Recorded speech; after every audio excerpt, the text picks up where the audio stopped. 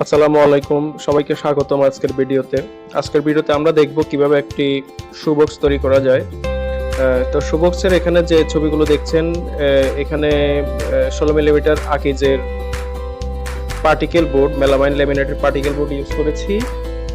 এখানে যে 3D প্রিন্টগুলো দেখতে পাচ্ছেন এগুলো বিল্ট ইন ছিল, আর আকিজের বোর্ডের ভিতরেই ছিল। আমি আলাদা করে কোনো কিছু পলিশ কিংবা রং করিনি। জাস্ট আমি এটা সার্কুলার স দিয়ে কেটে নিয়েছি মাপ মোতাবেক। অবশ্যই আমি পূর্বে এটার জন্য প্রি প্ল্যান করে নিয়েছি ক্যাড ডিজাইনের মাধ্যমে, এবং সেই অনুযায়ী কেটে নিয়েছি।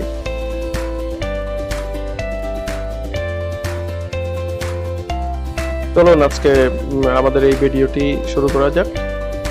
আশা করি শেষ পর্যন্ত সবাই দেখবেন এবং মাঝখানে স্কিপ করবেন না, তাহলে গুরুত্বপূর্ণ যে পয়েন্টগুলো রয়েছে ওগুলো আপনারা স্কিপ করে যাবেন এবং বুঝবেন না। তো আশা করি পুরোটা দেখবেন। ধন্যবাদ। তো শুরুতে আমাদের যে কাজটি করতে হবে সেটি হচ্ছে, আমরা যে বোর্ডগুলো কাটিয়ে নিয়েছি, যেহেতু এগুলো পার্টিকেল বোর্ড, এগুলোর আনলিমিটেড যে পার্টগুলো আছে, অর্থাৎ এডজগুলা, কিনারাগুলোতে যদি পানি পড়ে তাহলে আমাদের ওই পানি বোর্ডের ক্ষতি করবে, বোর্ডের পার্টিকেলগুলো ফুলে যাবে এবং বোর্ডটি নষ্ট হয়ে যাবে। তো সেজন্য যেটা করতে হয় সেটা হচ্ছে, বোর্ডের যে এজগুলো আছে বা কিনারাগুলো আছে এগুলোতে এক ধরনের টেপ পাওয়া যায়। ওই টেপটা দিয়ে কিনারাটা আটকে দিতে হয়। টেপটা লাগানোর পদ্ধতি হচ্ছে, টেপের ভিতরে এক ধরনের সলিউশন আঠা পাওয়া যায়। আমাদের দেশে স্যাম বন্ড কিংবা আদার্স বিভিন্ন রকমের ব্র্যান্ডের পাওয়া যায়। তো সেটা আগে লাগিয়ে রাখতে হবে বোর্ডের এজে, অর্থাৎ কিনারে, এবং এজিং এর যে টেপটা আছে এই টেপটাকে এজিং বলা হয়। দোকানে গেলে এজিং বললেই দিবে। এই টেপটাতেও লাগিয়ে রাখতে হয় এবং এগুলো শুকানোর জন্য সময় দিতে হয়। আপনারা অনেকে আশা করি এই বিষয়ে জেনে থাকবেন, কারণ সাইকেলের যে টায়ার পাংচার হলে যে লিক সারানোর জন্য একটা পট্টি লাগায়, ওই পট্টিতে যে আঠাটা লাগায় ওই আঠাটাই আসলে এখানে লাগে। কেউ যদি বাজার থেকে অরিজিনাল আঠা না পান বা সমস্যা হয়, তাহলে সাইকেলের ওই আঠাটা পাওয়া যায় 20 টাকা 30 টাকায়, যদি কারো ছোটখাটো কাজ থাকে আর কি। তো আমার হিসাব অনুযায়ী সেটা হচ্ছে, সাধারণত আধা কেজি আঠা কিনলে 300 ফিট এজিন লাগানো যায়। এটা আমার পার্সোনাল ক্যালিব্রেশন থেকে পাওয়া। তো আপনারা এইভাবে চাইলে কিনে নিতে পারেন বাজার থেকে। এজিং এর আঠাগুলোর দাম কম, আঠার দাম কেজি 350 টাকা মেবি। আর এজিং বিভিন্ন দামের আছে, সবচেয়ে ভালো হচ্ছে আহমেদের গুলা প্রতি ফিট 2 টাকা বা 2.5 টাকা পড়ে যদি কেউ একসাথে কিনে নেয়, আর খুচরা কিনলে হয়তো বা 3 টাকা করে পড়বে। আমি যেগুলো কিনেছি এগুলো মোটামুটি মার্কেটে যেগুলো দিয়ে বানায় আর কি, সাধারণত ফার্নিচার দোকান, এগুলো প্রতি ফিট আমার খুচরা 1.5 টাকা করে পড়েছে। যদি আমি পাইকারি কিনতাম হয়তো বা 1 টাকার কম পড়তো। এই হচ্ছে অবস্থা। তো আমি এখানে লাগিয়ে রেখেছিলাম এবং সেগুলো শুকানোর পরে এখানে এই যে লাগিয়ে দিয়েছি। কিনারাতে লাগিয়ে দেওয়ার পরে যেটা করতে হবে, যে কোনো একটা মোটা জিনিস দিয়ে এটা চেপে দিতে হবে। আপনারা দেখলেন আমি অলরেডি করেছি। আমার কাছে একটা সকেট রেঞ্জের হ্যান্ডেল ছিল, হ্যান্ডেল দিয়ে চেপে দিয়েছি। এবং এটা যখন চাপার পরে কিছুক্ষণ রেখে দিতে হবে, যে এক্সট্রা এজিনটা বাটালি দিয়ে ছেঁচে তুলে ফেলতে হবে। এবং তারপর হচ্ছে ফিনিশিং এর জন্য 120 কিংবা 100 নাম্বারের সিরিজ কাগজ বা স্যান্ড পেপার দিয়ে ঘষে দিতে হবে কোনাগুলা, তাহলে একদম স্মুথ হয়ে যাবে, আর কিছুই করতে হবে না। এরপরে চাইলে কেউ পলিশ করতে পারে, যদিও আমি পলিশ করিনি। তো দেখতে থাকুন কিভাবে আমি জিনিসটা তৈরি করি। সর্বপ্রথম দেখেন, আমি দুই পাশে দুটা বোর্ড নিয়ে দাঁড়া করিয়েছি, এবং আমি এগুলো একসাথে রাখার জন্য ছোট ছোট কিছু অ্যাঙ্গেল বানিয়েছি 90 ডিগ্রি। আমার কাছে ক্ল্যাম্প আছে, আমি ক্ল্যাম্প দিয়ে এবং এই অ্যাঙ্গেলগুলো দিয়ে আটকিয়ে দিয়েছি। যে দেখুন আমার কাছে হচ্ছে, আমি আগে যে প্ল্যান করেছি এটা যে সাইজ কোনটা কোথায় যাবে আপনারা অলরেডি দেখেছেন, যে আমি নাম্বারিং করে রেখেছি। ওই নাম্বার অনুযায়ী এগুলা জোড়া লাগাইতে হবে। তো আমি সেই অনুযায়ী বোর্ডগুলো রেখে দেব এবং ওখান থেকে ড্রিল করে প্রথমে 100টা, হ্যাঁ 100টা ড্রিল বিট দিয়ে ড্রিল করব এবং তারপরে আমি টি জয়েন্টগুলোতে 2 ইঞ্চি স্ক্রু লাগিয়ে জয়েন্ট দেব।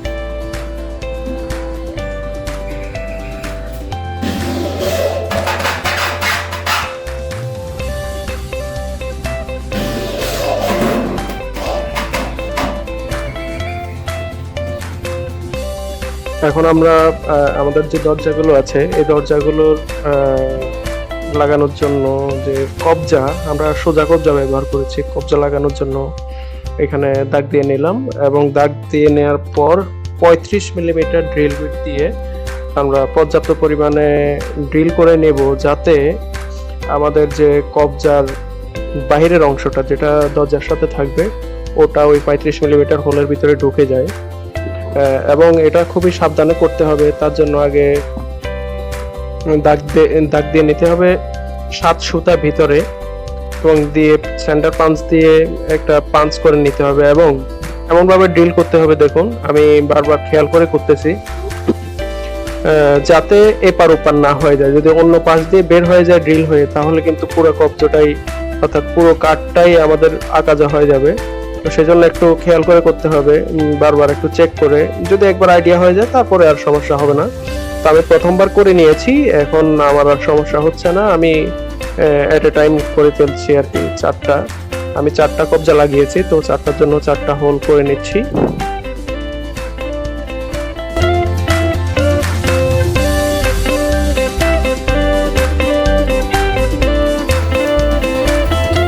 এখন আমার ছিদ্র করা শেষ। এখন আমি যেটা করব সেটা হচ্ছে যে ছিদ্র করেছি ওখানে আমাদের কবজার যে দরজার অংশটা যেটা মুভমেন্ট করবে, ওই মুভমেন্টটা একটু ভিতরের দিকে থাকে, আমি আগেই বলেছি। সেজন্য আমি 35 মিলিমিটার হোল করে নিয়েছি। হোলের ভিতরে আমি সেগুলো রেখে স্ক্রু মেরে নিব। এক্ষেত্রে আমি 3-4 ইঞ্চি স্ক্রু ইউজ করেছি, এবং সেটা দাগ দিয়ে সোজা করে নিতে হবে যাতে বাঁকা না হয়, 90 ডিগ্রি হয়। বাঁকা হলে কিন্তু দরজা সুন্দরভাবে আটকাবে না, কিংবা লাগানোর পরে দরজাটা বাঁকা থাকবে। যদিও এটা লাগানোর পরে অ্যাডজাস্ট করার জন্য দুটো স্ক্রু আছে, একটা দিয়ে সামনে পিছে করা যায় অর্থাৎ জেড ডাইরেকশনে, আর একটা দিয়ে দরজা একটু ডানে বামে সরানো যায়। সো একদম অ্যাকুরেট দিতে হবে তা না, 3-4 মিলিমিটার এটা মুভমেন্ট করা যায়। তো কিন্তু তার আগে আমাদের সঠিকভাবে দাগ দিয়ে নিতে হবে যে সোজা হচ্ছে কিনা বা স্ক্রুগুলো সঠিকভাবে বসছে কিনা, সেটা নিশ্চিত করতে হবে। এরপরে আমরা আমাদের পাল্লাগুলো লাগিয়ে নেব, এবং লাগিয়ে নেওয়ার পরে স্ক্রু দিয়ে অ্যাডজাস্ট করে নেব। সেটা আমি অন্য একটা ভিডিওতে দেখাবো কিভাবে অ্যাডজাস্ট করতে হয় এবং পাল্লাগুলো লাগাতে হবে সঠিকভাবে। আজকে এ পর্যন্তই। আপনাদের সবাইকে ধন্যবাদ এতক্ষণ ধরে ধৈর্য ধরে দেখার জন্য। আশা করি আপনাদের উপকারে আসবে। এই হচ্ছে আমাদের ফিনিশড প্রোডাক্ট। এই তো, ধন্যবাদ আপনাদেরকে অসংখ্য। আসসালামু আলাইকুম।